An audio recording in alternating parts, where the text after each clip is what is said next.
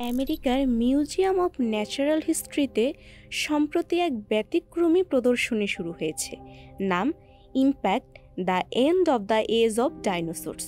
প্রদর্শনীতে 6,60,00,000 বছর আগের সেই বিশাল উল্কাপাতের ঘটনা তুলে ধরা হয়েছে, যা পৃথিবীর অধিকাংশ প্রাণীকুলকে নিশ্চিহ্ন করে দিয়েছিল, তৈরি করেছিল স্তন্যপায়ী প্রাণীদের উত্থানের মঞ্চ এবং শেষ পর্যন্ত মানুষের আবির্ভাব সম্ভব করেছিল।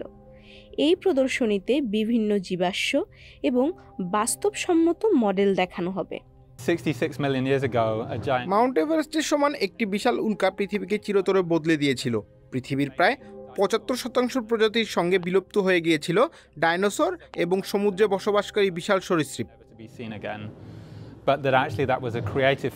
এই প্রদর্শনীতে প্রাগৈতিহাসিক জীবনের পুনর্গঠন দেখানো হয়েছে।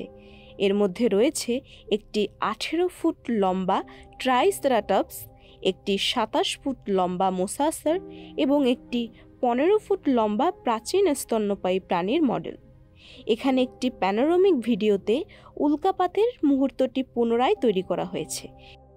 They tell us that the world is a changing planet, and biodiversity.